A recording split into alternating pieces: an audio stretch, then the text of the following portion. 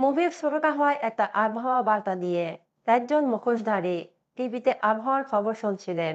বলা হচ্ছিল, আজ দেশের কোথাও দুর্যোগের কোনো আশঙ্কা নেই, কোথাও ভারী, অতি ভারী বা মাঝারি বর্ষণের কোনো সম্ভাবনা নেই।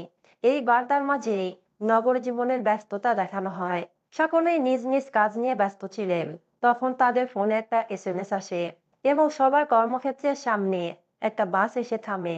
তখন সবাই কাজ ফেলে ওই বাসে উঠতে থাকে। বাস চলার সময় দেখা যায় একজন বানর মাছ দেখাচ্ছে। ওদিকে একজন মুখোশধারী যে আবহাওয়ার খবর দেখছিল। সেই খবরটা শেষ হয় এবং দৃশ্যপট চলে যায় সেই চ্যানেলের অফিসে। এতক্ষণে যে আবহাওয়ার সংবাদ পড়ছিল সে টয়লেটে গিয়ে কথা বলে অন্য একজন সাংবাদিকের সাথে। এখন এই সাংবাদিক একজন মন্ত্রীর সাথে লাইভ টক শো করবে, কিন্তু ওই মন্ত্রীর অনেক ডিমান্ড। তার আলো ছাড়া কাচ্চি লাগবে। মেকআপ করতে করতে সময় পার হয়ে যাচ্ছে। যাই হোক, অবশেষে মন্ত্রী কক্ষতে এসে বসেন এবং শো শুরু করার আগেই সাংবাদিককে বলে দেন তাকে কি কি প্রশ্ন করা হবে। ওদিকে একজন বাবরে চুলওয়ালা বানর মাছ দেখাচ্ছে। আর ওই যে একটা বাসে সবাই উঠলো, এবার তাদের সবার মুখে মাস্ক দেখা যায়। এদিকে মন্ত্রীর টক শো শুরু হয়। বিদ্যুৎ ও জ্বালানি মন্ত্রী জনাব মাহতাব হোসেন সাংবাদিক মন্ত্রীকে পারমাণবিক শক্তিতে দেশের অবস্থান সম্পর্কে প্রশ্ন করে। মন্ত্রী আঙুল তুলে একজন জোকারের মতো উত্তর দিতে থাকেন। বাইরে ওই বাসটাকে দেখা যায় একটা কড়া নিরাপত্তা দেয়া জায়গাতে। ওই বাসটা ঢুকে পড়ে এবং বাস থেকে একজন মুখোশধারী নামে। এবার দেখা যায় ওই মুখোশ গ্রুপটা টিভি চ্যানেলের অফিসে ঢুকে পড়ে আর একে একে সবাইকে জিম্মি করতে থাকে। অফিসের মধ্যে আতঙ্ক শুরু হয়ে যায়। একটা মেয়ে তো মুখোশ দেখে অজ্ঞান। এবার এক মুখোশধারী টকশোর মঞ্চে উঠে পড়ে এবং অস্থির একটা ডান্স করতে থাকে এবং নাচের তালে তালে ওই মঞ্চকে শুট করে দেয়। সবাই প্রাণ ভয়ে চুপ করেছিল। ওই মুখোশধারী লাইভ ক্যামেরার সামনে আসে। বেশ কিছুক্ষণ দেখার পর মুখোশটা খুলে বলে, লেটস বিগিন তাণ্ডব। এই ঘটনার পর দেশের সাধারণ মানুষ ও রাজনৈতিক দলের মধ্যে ভয় আতঙ্ক বিরাজ করতে থাকে। পুলিশ সহ গোয়েন্দা সংস্থাগুলো অভিযানে নেমে পড়ে, কিন্তু কেউই ওই মুখোশ গ্রুপটাকে চিনতে বা ধরতে পারে না। তো এরপর আবার একদিন ওই মুখোশ গ্রুপটা দেশের স্বনামধন্য টিভি চ্যানেল চ্যানেল বাংলাতে আক্রমণ করে। ওই সময় চ্যানেল বাংলাতে দেশের প্রথম সারির তিনজন মন্ত্রীকে নিয়ে বিখ্যাত সাংবাদিক সাইর আমিন টকশো করছিল। একদিকে টকশো চলছিল, অন্যদিকে মুখোশ গ্রুপ ভেতরে ঢুকছিল এবং তারা চ্যানেলের সবাইকে জিম্মি করে সায়রাকে বলে যে মন্ত্রীর সাথে তার একটা লাইভ টকশো করতে হবে। গ্রুপের প্রধান অর্থাৎ সাকিব খান গ্রুপের একজনকে বলে যে মামগুলোরে 5 মিনিটের মধ্যে রেডি কইরা সেটে নিয়ে আয়। মুভিতে এখন অব্দি সাকিব খানের নাম জানা যায়নি, একটু পরেই তার নাম জানা যাবে এবং তার নামটাও একটা টুইস্ট। যাই হোক, তিনজন মন্ত্রীকে মেকআপ করে টকশোর জন্য রেডি করা হয়। এ সময় একজন কাস্টমস কর্মকর্তা হাফিজকে দেখানো হয়। পিয়ন তাকে খাবার দিচ্ছিল আর বলছিল, চ্যানেল বাংলার খবরটা কি দেখছেন স্যার? ওই চ্যানেলে তো হামলা হয়েছে স্যার। হাফিজ খাবারের সাথে একটু সালাদ আর লেবু দিতে বলে। তারপর টিভিটা ছাড়তে বলে। টিভিতে সায়রা আলী বলছিল, আজকের লাইভটা আপনি আমি পুরো বাংলাদেশের জন্য বিশেষ গুরুত্বপূর্ণ। এমন লাইভ পৃথিবীতে আর কখনো হয়েছে কিনা আমার জানা নাই। এই লাইভটা পুলিশের ঊর্ধ্বতন কর্মকর্তা, মন্ত্রী থেকে শুরু করে সাধারণ মানুষ সবাই দেখছিল।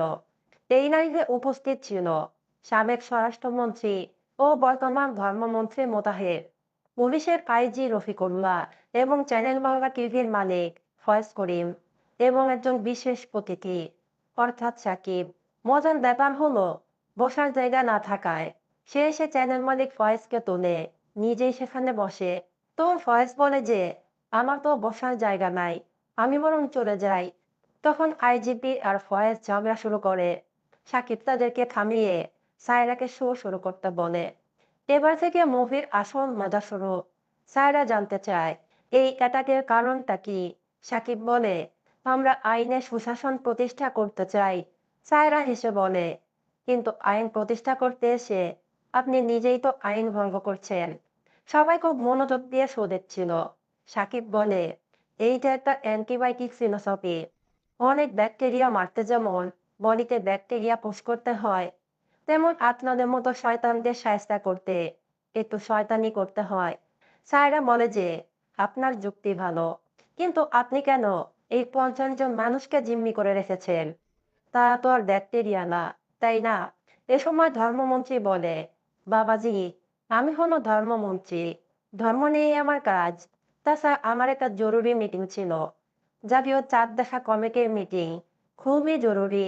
আমাকে যেতে দিলে আমি আল্লাহর কাছে আপনার জন্য হাত তুলে দোয়া করব। এই বলে মন্ত্রী উঠে দাঁড়ায়। এবার সাকিব সেই বিখ্যাত মুরব্বি ডায়লগটা দেয়, মুরব্বি মুরব্বি। সায়রা সাকিবকে বলে, আপনি আসলে কি বলতে চান? কেন সবাইকে জিম্মি করেছেন? লাইফে সব বলুন। এবার সে উঠে দাঁড়ায় আর বলতে থাকে, সবকিছু জানতে হলে আগে স্বাধীনদের জানতে হইব। স্বাধীন গ্রামের এত সহজ সরল নির্ভেজাল মানুষ ছিল। মনে মনে সে ভালোবাসতো নিশাদকে। ধীরে ধীরে নিশাদ আর স্বাধীনের প্রেম হয়ে যায়। একদিন নিশাতের পরিবার তাদের সম্পর্কের কথা জেনে যায়। তখন নিশাতের বাবা স্বাধীনকে শর্ত দেয় যে তার মেয়েকে পেতে হলে স্বাধীনকে একটা ভালো চাকরি করতে হবে। একটা ভালো চাকরির আশায় স্বাধীন ঢাকায় চলে আসে। একটার পর একটা ইন্টারভিউ দিতে থাকে, কিন্তু চাকরি আর হয় না। একদিন একটা ইন্টারভিউতে স্বাধীন বেশ ভালো পারফর্ম করে। অফিসার তাকে আশ্বস্ত করে যে আপনি ভালো ইন্টারভিউ দিয়েছেন, আশা করি চাকরিটা আপনার হয়ে যাবে। স্বাধীন বাসায় গিয়ে নিশাদকে ফোন করে বলে, আজকে ইন্টারভিউ একদম ফাটায় দিছি, চাকরিটা হয়ে যাবে। নিশাদ খুব খুশি হয় আর বাড়ির সবাইকে ডেকে বলে স্বাধীনের চাকরি হয়ে গেছে। এবং অবশেষে স্বাধীনের কাছে মেইল আসে, সে চাকরিতে সিলেক্ট হয়েছে। ওইদিকে নিশাদ তো ভীষণ খুশি, এদিকে স্বাধীন রুমমেটকে নিয়ে নাচানাচি করে। এরপর স্বাধীন সেই প্রতিষ্ঠানে যায় জয়েন করতে। তখন সেখানকার ম্যানেজার বলে, আমাদের বড় একটা ভুল হয়ে গেছে, ওই মেইলটা আসলে তোমার জন্য ছিল না, আমরা অন্য একজনকে পাঠাতে গিয়ে মেইলটা তোমাকে পাঠাই। স্বাধীন ম্যানেজারের পা ধরে অনুরোধ করে তাকে চাকরিটা দিতে, কিন্তু তাকে ঘাড় ধাক্কা দিয়ে বের করে দেওয়া হয়। ওই অফিসের পিয়ন জানায়, ভাই, চাকরিটা আপনারই হয়েছিল, মন্ত্রীর সুপারিশে অন্য একজনকে দেয়া হয়েছে। স্বাধীন আবারও চাকরি খুঁজতে থাকে, কিন্তু কোনো লাভ হয় না। একদিন তার রুমমেট তাকে একটা ডেলিভারির কাজ দেয়, রাতে ডেলিভারি করবে আর দিনে চাকরি খুঁজবে। স্বাধীন বুঝতে পারে না নিশাদকে সে কি বলবে। স্বাধীন নিশাতের বাসায় ফোন দেয়। নিশাত ফোনটা তার বাবার কাছে দেয়। নিশাতের বাবা মেশিন ছাড়া কানে কম শুনতো। স্বাধীন বলে যে চাকরি তার হয় নাই, কিন্তু নিশাতের বাবা শুনতে পায় যে চাকরি হয়েছে এবং সে খুব ভালো আছে। নিশাতের বাবা খুশি হয়ে বাসার সবাইকে বলে স্বাধীন খুব ভালো আছে। সেদিন থেকে স্বাধীন মিথ্যা বলা শুরু করে। নিশাত জানতো স্বাধীন বড় চাকরি করে। কখনো রাস্তায় হাঁটার সময় নিশাত ফোন করলে নিশাত জানতে চাইতো, তুমি অফিসে না, এত আওয়াজ কেন? স্বাধীন বলতো, কথা বলার জন্য বাইরে আসছি। নিশাত জানতে চাইতো, দুপুরে কি খাইলা? স্বাধীন বলতো, চাউমিন, ফ্রাইড রাইস, আরো অনেক কিছু। কিন্তু তার হাতে থাকতো রুটি, কলা। এভাবে একদিন স্বাধীন আর নিশাতের বিয়ের দিন ঠিক করা হয়। স্বাধীন রুমে শুয়েছিল, তার স্বপ্নে নিশাতের সাথে লিচুর বাগানে গানটা গাইছিল। স্বাধীনকে রুমমেটের ডাকে তার ঘুম ভাঙে। রুমমেট বলে, কাল না তোর বিয়া, ৩টায় না তোর বাস, বাস মিস করবি তো, তাড়াতাড়ি যা। স্বাধীন তাড়াতাড়ি উঠে পড়ে। দৃশ্য টকশোতে আসে। মন্ত্রী বলে, আচ্ছা, আমরা সব গল্প শুনতেছি কেন? স্বাধীন বলে, গল্পের টুইস্ট লাগবে তাই না, নাইলে পাবলিক বোর হয়ে যাবে তো। স্বাধীন সেদিন বাসে করে রওনা দিয়েছিল। রাস্তায় পুলিশ বাস তল্লাশি করে, স্বাধীনের নাম জিজ্ঞেস করে এবং স্বাধীনকে তুলে নিয়ে যায়। স্বাধীন বারবার বলতে থাকে, আমি কিছু করি নাই স্যার, আমারে ধরতাছেন কেন? স্বাধীনকে নিয়ে প্রথমে খুব মারা হয়। তারপর অফিসার কামরুল জিজ্ঞেস করে, কেন তুই হ্যারিসকে মারছিস? স্বাধীন কিছুই বুঝতে পারে না। কামরুল বলে, তুমি যে অ্যাক্টিং করতেছো, এই অ্যাক্টিং করে কোনো লাভ নাই, হ্যারিসকে কেন মারছো বলো। সায়রা জিজ্ঞেস করে, আপনি তাহলে সে যে হ্যারিসকে মেরেছে? স্বাধীন বলে, সেটা তো এখনো প্রমাণ হয়নি। কামরুল টিভিতে স্বাধীনকে দেখে কিছু একটা বলার জন্য তার ঊর্ধ্বতনদেরকে ফোন দেয়, কিন্তু কেউ ফোন ধরে না। সবাই টক শো দেখায় ব্যস্ত। সায়রা জিজ্ঞেস করে, পুলিশ আপনাকে সন্দেহ করে ধরে নিয়ে গেল, আপনাকে মারা হলো, ওদিকে আপনার বিয়ে, আপনার আত্মীয় স্বজন কেউ আপনার খোঁজ করে নাই। স্বাধীন বলে কারণ কেউ জানতোই না যে তাকে অ্যারেস্ট করা হয়েছে। তাকে পুলিশের খাতায় অ্যারেস্ট করা হয় নাই, তাকে নেওয়া হয়েছিল আয়নাঘরের মতো একটা জায়গায়। ওদিকে নিশাত স্বাধীনের জন্য বিয়ের সাজে বসেছিল আর বারবার তাকে ফোন করছিল, কিন্তু স্বাধীনের ফোন অফ। সায়রা বলে, তার মানে আপনি বলতে চাচ্ছেন একদল রহস্যময় মানুষ আপনাকে ধরে নিয়ে গিয়েছিল? স্বাধীন বলে, 10-এ 10। সায়রা জানতে চায়, কিন্তু কেন? কারা ধরে নিয়ে গিয়েছিল? কেন ধরেছিল? স্বাধীন বলে, ওইখানে কারো চেহারা আমি দেখতে পারতাম না, তাদের মুখ ঢাকা থাকতো, বাইরের কোনো শব্দ সেখানে যাইতো না। তারপর হঠাৎ একদিন জানতে পারি আমার নিশাত নিজের জীবন নিজেই দিছে, কারণ ও স্বামী হিসেবে আমার ছাড়া কাউকে মাইনা নিতে পারতো না। সায়রা বলে যে, কিন্তু আপনি যে বললেন ওখানে বাইরের কোনো শব্দও যেত না, তাহলে আপনি কিভাবে জানলেন নিশাত মারা গেছে? উপস্থিত মন্ত্রীগণ হেসে বলে, গভীর ষড়যন্ত্রের গন্ধ পাচ্ছি। এই সময় দেখা যায় পুলিশের সোয়াট টিম ওই বিল্ডিং এ ঢুকে পড়তেছে। স্বাধীন বুঝতে পারে বাইরে কি হচ্ছে, তাই সে লাইভে বলে, এখন 2 মিনিটের বিজ্ঞাপন বিরতি, বিরতির পর আবার আসছে। স্বাধীন বাইরে যায়, এখানে ধুমধুমার একটা ফাইটিং সিন হয়। স্বাধীন তাদেরকে এমন ভাবে শেষ করছিল যেন তারা স্বাধীনের সামনে দুধের শিশু।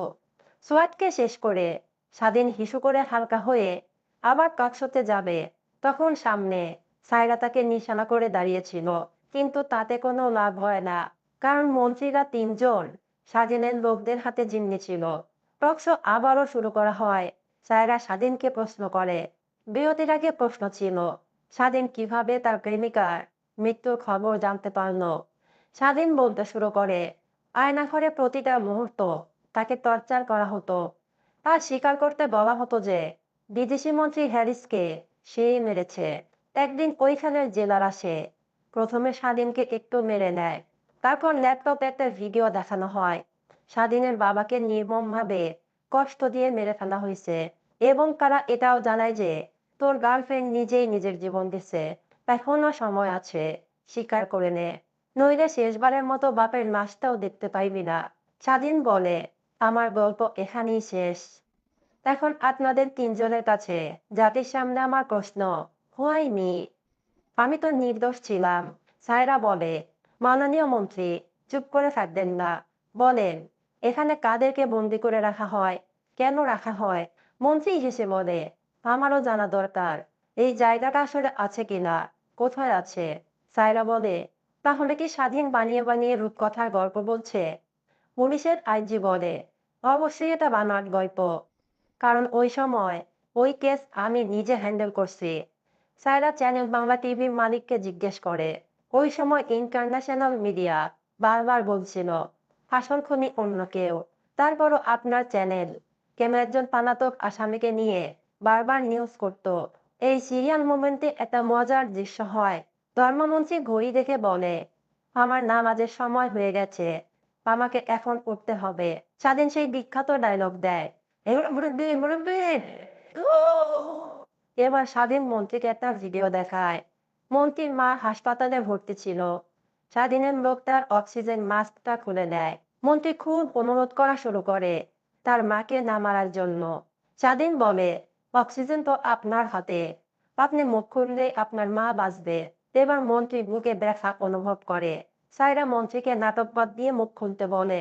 দেখা যায় সেই বানর খেলাওয়ালাকে, সে পাবলিককে বলে, গরু কিন্তু ধরা খেয়ে গেছে, বাঁচার কোনো উপায় নাই। দেখা যায় সেই কাস্টমস অফিসারকে, অফিসে ঢুকে পুরোনো ফাইলপত্র খুঁজতে থাকে। এবার মন্ত্রী বলা শুরু করে, এই সব কিছুর জন্য দায়ী আমজাদ মনসুর আর তার ছেলে হান্নান মনসুর। সায়রা জিজ্ঞেস করে, কোন আমজাদ? বিখ্যাত ব্যবসায়ী আমজাদ মনসুর। মুরব্বি এবার বসে পড়ে। এবার সামনে আসে মাথা নষ্ট করা একটা দৃশ্য, আমজাদ ও তার ছেলের সাথে একজন বিদেশি মন্ত্রী হ্যারিসের সাথে মিটিং এর কথা, কিন্তু হান্নানের কোনো খবর নাই। দেখা যায় হান্নান গাড়ির ভেতর দুষ্ট কাজ করছে, মিটিং এ দেরি দেখে তার পিএস বাইরে থেকে ডাকছে। তখন হান্নান অর্থাৎ সিয়াম বাইরে আসে। এইখানে সিয়ামের লুক আর এক্সপ্রেশন একদম দেখার মতো ছিল। হান্নান আগে পিএস দিয়ে কয়টা দেয়, তারপর ওই মেয়েটাকে আবার টেনে এনে গাড়িতে তুলে বাকি কাজ শেষ করে।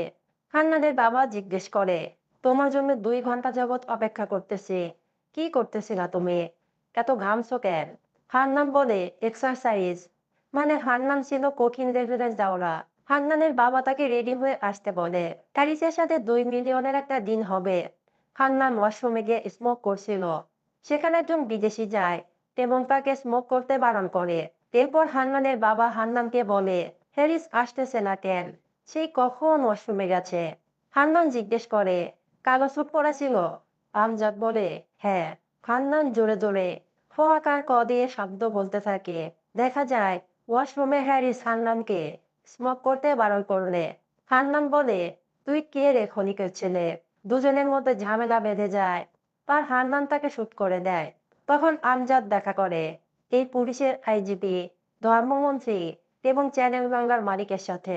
তারা বলে যে, তোমার ছেলে বোকাচোচা নাকি, এইটা করছে কি? আমজাদ বলে, আপনাদের হাতে ক্ষমতা, এখন কি করতে হবে বলেন। ধর্মমন্ত্রী বলে, 500 কোটি। আমজাদ রাজি হয়। আইজিপি বলে, না বুঝে রাজি হইও না, মাথা প্রতি 500 কোটি লাগবে। আমজাদ বলে, নির্বাচনের সময় আপনাদের যেখানে যা লাগছে দিছি, আমার টাকায় ক্ষমতায় আসছেন, আমার নাদান ছেলে না বুঝে একটা অন্যায় করছে, আর আপনারা এখন তার সুযোগ নিচ্ছেন। আইজিপি বলে, এজন্যই তো বৃষ্টির মধ্যে স্যার আমাদেরকে নিয়ে আপনার সাথে দেখা করতে আসছে। মামলা আসামির ব্যাপারটা আমি দেখব, হাসান সাহেব মিডিয়া সামলাবে। এভাবে তারা কাজ ভাগ করে নেয়। আমজাদ উপায় না পেয়ে রাজি হয়ে যায়। পরদিন আইজিপি মন্ত্রীর সাথে দেখা করে জানায়, ইতিমধ্যে আমি একজনকে অ্যারেস্ট করছি স্যার, 2 দিন দলা দিলে সব স্বীকার করে নিবে। তাকে বেশ কিছুদিন গুলশানের এলাকায় ঘুরতে দেখা গেছে, সিসিটিভি ফুটেজ আছে। অর্থাৎ ওই সময় যে স্বাধীন চাকরির জন্য ওইদিকে ঘুরতো। আইজিপির সাথে আসা এডিসি কামরুল সে মন্ত্রীকে বলে, এই ছেলেটাকে অনেক মারার পরও কিছুই স্বীকার করতেছিল না স্যার। তারপর আমি ওর ব্যাপারে খোঁজ খবর নিয়ে জানতে পারি ও নির্দোষ। আপনি যদি আমাকে 7 দিনের সময় দেন, আমি এই কেস তদন্ত করে সুষ্ঠু সমাধান করে দেব। আসলে কামরুল ওদের প্ল্যান জানতো না। মন্ত্রী কামরুলকে এক ধমক দিয়ে তাড়িয়ে দেয়। আইজিপি মন্ত্রীকে বলে, ওই ছেলের মুখ থেকে তো জবানবন্দি নেওয়া যাচ্ছে না স্যার, আর এভাবে ওকে আমরা জেলেও রাখতে পারতেছি না, কারণ ওকে তো আমরা অ্যারেস্ট দেখাই নাই। যদি মিডিয়া একবার জেনে যায়, পরে সরকার নিয়ে টানাটানি শুরু হয়ে যাবে। এবার মন্ত্রীটা আয়নাঘরের একজন জেলার মহিউদ্দিনকে ডাকে এবং তাকে বলে যে, একটা ছেলেকে আয়রন সিনে নিতে হবে।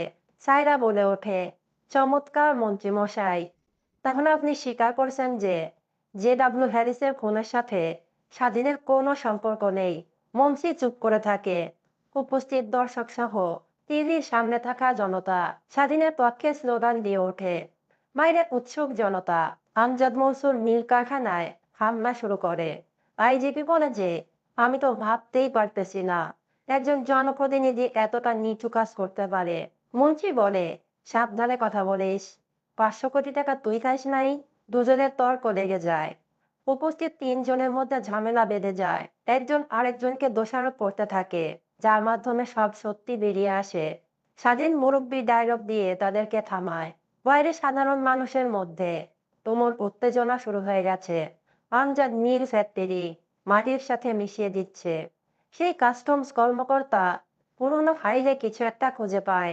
প্রধানমন্ত্রী পুলিশ অফিসারকে নির্দেশ দেয় ওই 3 জনকে এক্ষুনি গ্রেফতার করতে। স্বাধীনের লোকেরা 3 জনকে দড়ি দিয়ে বেঁধে পুলিশের হাতে তুলে দেয়। যাওয়ার আগে সায়রা চ্যানেল বাংলার মালিককে বলে, বলছিলাম না, সত্য কোনোদিন চাপা থাকে না, সত্য একদিন মাটি করে নিজেই বেরিয়ে আসে। স্বাধীন সায়রাকে অভিনন্দন জানিয়ে বলে, এজন্যই আপনি দেশের টপ সাংবাদিক। একে একে পুলিশ ওই 3 জনকে নিয়ে যায়। সায়রা টিভি নিউজে স্বাধীনের গল্প তুলে ধরে। বাইরে উৎসুক জনতা স্বাধীনের পক্ষে এবং রাজনীতিবিদদের বিচারের দাবিতে বিক্ষোভ করছিল। স্বাধীনের গ্রুপের সবাই মুখোশ খুলে সাধারণ মানুষের সাথে মিশে যায়। সায়রা স্বাধীনকে বলে, আপনার টিমের লোকেরা তো সাধারণ মানুষের সাথে মিশে পালিয়ে গেল, আপনি গেলেন না কেন? স্বাধীন বলে, আমি আইনের কাছে স্যারেন্ডার করব। সায়রা বলে, দেশের মানুষ আপনাকে ভালোবাসতে শুরু করেছে, আপনাকে অ্যারেস্ট করা অসম্ভব। এবার স্বাধীন জনসাধারণের সামনে আসে। আর সবার উদ্দেশ্যে বলে, আজ আমি সত্যিই স্বাধীন, কারণ আমার সাথে যারা অন্যায় করেছে তাদের মুখোশ আমি সবার সামনে খুইলা দিছি। কিন্তু এদের মুখোশ খুলতে গিয়ে আমি যে আইন নিজের হাতে তুলে নিছি, তাই আমি চাই আমারও বিচার হোক। আমি চাই প্রতিটা অন্যায়ের বিচার হোক। স্বাধীন নিজেকে ধরা দিতে চায় আর সবাইকে অনুরোধ করে কেউ যেন পুলিশের কাজে বাধা না দেয়। পুলিশ স্বাধীনকে গ্রেফতার করে। সায়রা সংবাদ শেষ করে গাড়িতে এসে বসে। ফ্ল্যাশব্যাকে দেখা যায় সেদিন আইজিপি যখন বলছিল মিডিয়াকে থামাতে হবে, তারপর সায়রার ভাইকে মন্ত্রীর লোকেরা তুলে নিয়ে যায়। সায়রা মন্ত্রীর সাথে দেখা করে, কিন্তু মন্ত্রী বলে দেশের অবস্থা ভালো, কোনো মানুষ গুম হচ্ছে না, পারলে প্রমাণ করে দেখাও। ঠিক এই কারণেই স্বাধীনের সাথে সায়রাও জড়িত ছিল। একদিন স্বাধীন সায়রার সাথে দেখা করে বলে, আমি আর আপনার ভাই এক ছেলেই ছিলাম। সেখানে সবাই মুক্তি পাওয়ার জন্য পাগলের মতো করত, দেয়ালে খামচি দিয়ে দেয়াল ভাঙার চেষ্টা করত, সবার চোখ বেঁধে রাখা হতো। সায়রা বলে, ছিলাম মানে? স্বাধীন বলে, আপনার ভাইরে ওরা মাইরা ফেলছে, ওরা অনেক নিরপরাধ মানুষকে মাইরা ফেলছে, তাই আমি ওদের শাস্তি দেওয়ার মিশনে নামছি। আপনি চাইলে আমার সাথে থাকতে পারেন, আবার চাইলে পুলিশেও ধরায় দিতে পারেন। তখন সায়রা বলে, চ্যানেল বাংলা অ্যাটাক করতে পারবেন? ওই মানুষগুলোর চেহারা সারা দেশের সামনে তুলে ধরতাম। দুজন হাত মেলায় কিভাবে কি করবে প্র্যাকটিস করতে থাকে, আর সবকিছু তাদের প্ল্যান মাফিক হয়। স্বাধীনকে জেল বাসে করে নিয়ে যাওয়া হচ্ছিল। হঠাৎ গাড়ি থামে। রাস্তার মাঝে তিনজন মুখোশধারী বসে আছে। তারা সব পুলিশকে শেষ করে দেয়। স্বাধীনের মুখে এক চিলতে হাসি। তার টিমের সবাই তাকে মুক্ত করে। স্বাধীন দুহাত নেড়ে সেই অসাধারণ অ্যাক্টিংটা করে, যেন সে এবার মুক্ত পাখি। সায়রার কাছে ফোন কল আসে। তাকে বলা হয় পুলিশকে মেরে স্বাধীন পালিয়েছে, আপনি তাড়াতাড়ি আসুন। এদিকে দেখা যায় আমজাদের পিএস ফোনে তার ছেলেকে বলছে সাধারণ জনগণ মিল কারখানা সব জ্বালিয়ে দিচ্ছে, তাই টাকা পয়সা যা যেখানে আছে লুট করে নিতে। হান্নানকে তার জিম্মায় আটকে রাখা হয়েছিল। সে হান্নানকে তুলে কাঁদো কাঁদো হয়ে বলে, আপনার মিল কারখানা সব জ্বালায় পুড়ে দিছে স্যার, সব শেষ হয়ে গেছে। বড় স্যারকে পুলিশে ধরে নিয়ে গেছে। আপনি চিন্তা করবেন না স্যার, আপনার পাশে আমি আছি। এবার হান্নান সেই একটা হাসি দেয় আর ওই লোককে আচ্ছা মতো ধরে ফেলে। লোকটা পরে চলে যায়। হান্নান দুষ্টু হাসি দিতে থাকে, কারণ এবার সে মুক্ত। সে লাফাতে লাফাতে বাইরে বেরিয়ে পড়ে। সায়রা প্রধানমন্ত্রীর কাছে আসে। মন্ত্রী বলে, স্বাধীন পুলিশকে অ্যাটাক করে পালিয়েছে। আমি বুঝতে পারছি না, আমরা কি ভুল মানুষকে আবেগ দেখাচ্ছি? ভাই রে ভাই, এইখানে মুভির দারুণ একটা টুইস্ট আসে। এবার সেখানে আসে এডিসি কামরুল আর বলে যে আমরা যাকে লাইভে দেখেছি সে আসলে স্বাধীন না, সে অন্য কেউ। স্বাধীনকে আমি নিজ হাতে গ্রেফতার করেছিলাম। অনেক টর্চার করার পরও স্বাধীন যখন কিছু স্বীকার করছিল না, তখন কামরুল স্বাধীনের ব্যাপারে খোঁজখবর নেয়। স্বাধীন যে গল্পটা বলেছে সে নিশাতকে ভালোবাসতো। নিশাতের বাবা তাকে চাকরি করতে বলে। স্বাধীন চাকরির জন্য ঢাকা আসে। তারপর সে গ্রেফতার হয়। আয়না ঘরে স্বাধীন দিনরাত কান্না করত আর দেয়ালের ওপারে একজনকে তার গল্প বলতো। দেয়ালের ওপার থেকে সে স্বাধীনকে বলতো, চিন্তা করিস না, আমি কয়েকদিনের মধ্যেই সবগুলোরে মাইরা এইখান থেকে বাইর হয়ে যাবো, আর তরেও মুক্ত কইরা দিমো। স্বাধীন বের হয়ে সবকিছুর প্রতিশোধ নিতে চাইতো। এসব আসলে স্বাধীনেরই গল্প ছিল, কিন্তু যে বলেছে সে স্বাধীন ছিল না। তাহলে ছেলেটা কে ছিল? কাস্টমস অফিসার এবার একটা ফাইল দেখায়। 2005 সালে তার পোস্টিং ছিল বর্ডার এলাকায়। সেখানে সে একটা সোনা পাচারকারী চক্রকে ধরে ফেলে। স্বাধীন জিজ্ঞেস করেছিল, ভাই আপনার নাম কি? দেয়ালের ওপাশ থেকে সে বলেছিল, মিখাইল। উপস্থিত সবার যেন পায়ের তলা থেকে মাটি সরে যায়। মিখাইল একদিন তাণ্ডব শুরু করে দেয়, একে একে সবাইকে শেষ করতে থাকে। তখন মিখাইলকে বাঁচাতে তার সামনে আসে স্বাধীন। মারা যায় স্বাধীন। তখন মিখাইল বলে, স্বাধীন, তুই আমার জন্য জীবন দিলি ভাই, আমি মিখাইল তোর প্রতিশোধ নেব। মিখাইল ছিল পুলিশের কালো তালিকাভুক্ত আসামি। সায়রা বুঝতে পারে সে কত বড় ভুল করছে। এ সময় একজন অফিসার এসে বলে, বাংলাদেশ ব্যাংকের ভুল থেকে সব টাকা লুট হয়েছে। দেখা যায় সেই বানর ফেলাওয়ালাকে ব্যাংকের পাশে এসে খেলা দেখাচ্ছিল। সেও মিখাইলেরই লোক ছিল। সুযোগ বুঝে তারা ব্যাংক লুট করে। মন্ত্রী বলে, মিখাইলকে ধরতেই হবে, সে আকাশে থাক আর পাতালে। সায়রা বলে, আমি এই খেলার শেষ দেখে ছাড়বো। মিখাইলকে দেখা যায় বিদেশের কোনো একটা জায়গায়। এবার একটু নড়ে চড়ে বসার পালা। টিচ্চার আলিয়ে বাকি হয়ে একটা বিশাল গ্যাং অপেক্ষা করছে। বস আসবে। গাড়ি বহর নিয়ে বস প্রবেশ করে। গাড়ি থেকে নামে সে। শরীর ভর্তি তার স্বর্ণের গহনা। হাতে খোদাই করে লেখা ময়না। বলতে পারেন কে হতে পারে? মাসুদ। সুরঙ্গ মাসুদ। একজন তার কাছে এসে বলে, স্যার, আমাদের যে বাংলাদেশ ব্যাংক লুট করার কথা ছিল, সেটা আমি, আপনি আর ম্যানেজার ছাড়া কেউ জানতো না। মনে হয় ম্যানেজার মিখাইলের খবরটা দিছিল। মিখাইল সব টাকা লুট করে নিয়ে গেছে। মাসুদ ওই লোকটা গলায় কামড় বসিয়ে দেয়। মারা যায় লোকটা। উপস্থিত সবাই চমকে যায়। মাসুদ বলে, আমার জীবনে। সবাই বলে, বেঈমানের কোনো জায়গা নাই। এরপর সামনে এসে বলে, মিখাইল, ওইটা আমার টাকা। আমার টাকা তুই হজম করতে পারবি না। জায়গায় জায়গায় স্যাদা কইরা দিমু। ঘুমাইতে পারবি না। আমি মাসুদ, সুরঙ্গ মাসুদ। আবারও দেখা যায় মিখাইলকে। মাসুদের এই কথার উত্তরে মিডিল ফিঙ্গার দেখায় সে। আর আমাদের জানানো হয় তাণ্ডব নদীর। এই ছিল তাণ্ডবের গল্প, যেটা আমার কাছে অসাধারণ লেগেছে। বলা যায় শাকিব খান ও বাংলা সিনেমার অনেক উন্নতি হয়েছে। সবচেয়ে ভালো ব্যাপার হলো মুভিতে আমাদের দেশের বাস্তব কিছু দিক তুলে ধরা হয়েছে এবং মুভিটা পরিবার নিয়ে দেখার মতো। আপনাদের মতামত কমেন্ট করে জানাতে ভুলবেন না। আর নতুন সব গল্প সবার আগে পেতে অবশ্যই চ্যানেলটি সাবস্ক্রাইব করবেন।